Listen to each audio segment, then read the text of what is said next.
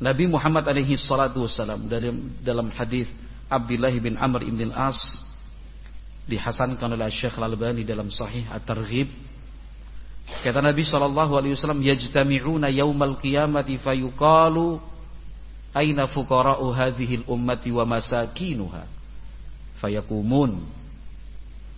Kata Nabi sallallahu alaihi wasallam, nanti pada hari kiamat umat manusia itu akan berkumpul jadi satu. Mahsyar, ketika semua dikumpulkan oleh Allah Azza wa Jalla. Fayuqal, ditanyakan kepada mereka itu, aina fuqara'u hadhil ummah wa masakinuha, manakah kaum fakir miskin dari umat ini? Dicari mereka pada hari kiamat, orang-orang fakir, orang-orang miskin, gak berharta. Ditanyakan, fayakumun, mereka berdiri bangkit, ini kami. Fayuqalu madza amiltum, mereka ditanya, amal perbuatan apa yang telah kalian lakukan selama hidup di dunia? Amal ibadah kalian itu apa? Fayaqulun, mereka menjawab, Rabbana ubtulina fasabarna wa wallaital amwala was sultana ala ghairina. Orang-orang fakir miskin pada hari kiamat itu akan menjawab, ya Allah, wahai Tuhan kami, ubtulina, kami diuji dengan kemiskinan, dengan kefakiran. Itu ujian hidup bagi kami. Gak punya ini, gak punya itu. Yang lain punya ini, punya itu, punya itu. Kami diuji, ya Allah, ubtulina fasabarna, dan kami bersabar. Sabar dengan kekurangan, sabar dengan ketidakadaan, sabar dengan kefakiran, sabar dengan kemiskinan. Gak punya apa-apa.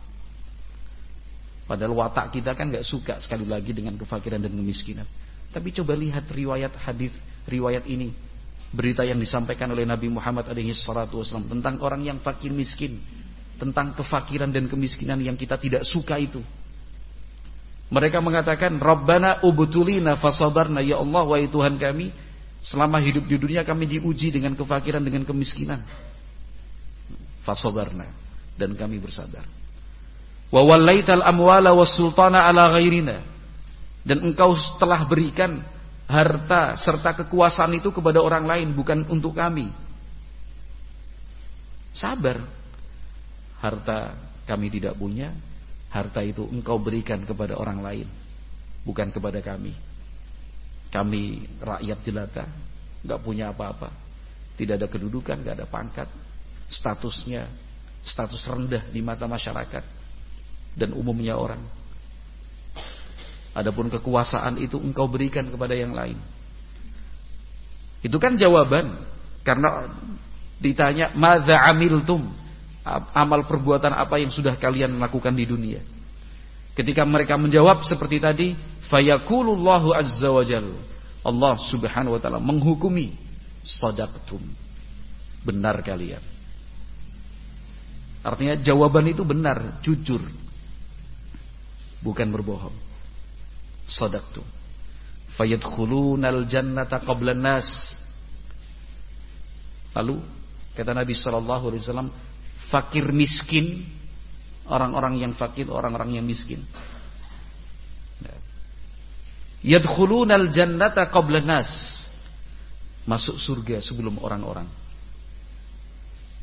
Dipersilahkan untuk masuk surga dulu, lebih awal dibandingkan yang lain. Wa tabqa shiddatul hisabi ala dhawil amwali was sultani. Kata Nabi SAW, sementara sulit beratnya hisab, perhitungan, itu akan masih ada dan terjadi untuk orang-orang berharta dan berkuasa saat hidup di dunia. Nabi SAW menyatakan, kalian gak suka dengan kemiskinan, padahal kemiskinan itu lebih mudah ketika penghisaban nanti pada hari perhitungan amal perbuatan semuanya. Jadi syiddatul hisab, sulit dan beratnya hisab itu tabqa, ada Dan tersisa untuk siapa? Ala dzawil amwali was sultan. Untuk mereka yang punya harta, berkuasa saat hidup di dunia. Masya Allah. Itu kan kasih sayang Allah. Kalau kita jalani, kita hadapi dengan sabar, lebih cepat masuk surga.